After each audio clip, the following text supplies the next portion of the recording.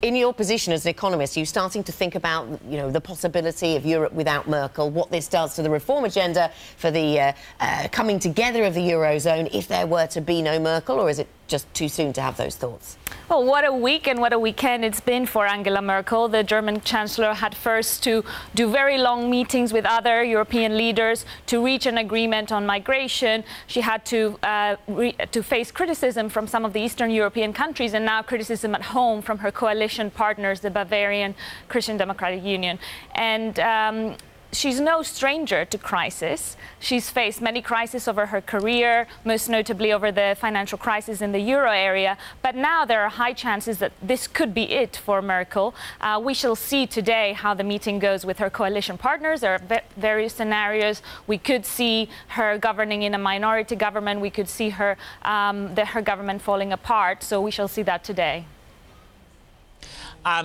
Danae, it's great to see you this morning. Thanks for joining us. It's amazing how we've gone from almost a black swan event with Angela Merkel to a grey swan event in a very, very short, compressed period of time.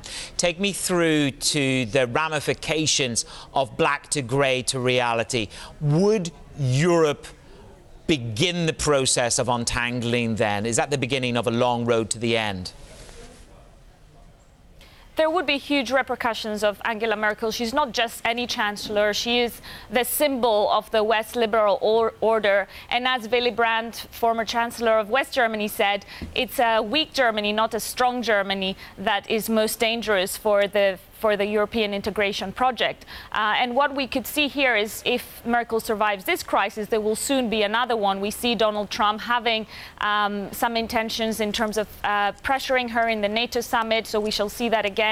And it's also, when we think about the euro and the European integration in terms of the European Monetary Union and the Economic and Monetary Union, it's a political project, and so far it's been held together because there was political will to hold it together. So if now political leaders start to drift apart because of migration policy, that could also have repercussions for the euro. So far it's been the European Central Bank that has held it together, but this is no longer an option. We saw the European Central Bank earlier this year saying that they will now stop their asset purchases. So the European leaders can no longer rely on the central bank. On the subject of Eurozone integration, you mentioned that, and we've got a meeting to take place this week, a European Council meeting.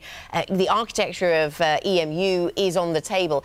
I remember it was supposed to be talked about at the weekend, wasn't it? Thursday, Friday, around the Brussels summit. There was supposed to be a lot of time to talk about Eurozone integration, but migration was on the agenda, and so there was no time, or there was little time.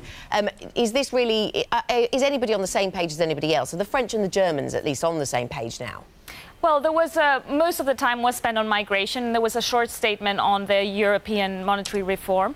Macron and Merkel are on the same page, at least on most of the points. There's still some points of disagreement. But we also have to remember that a weak Merkel would also weaken Macron. He's come with a big agenda, big ambitions in terms of European reform.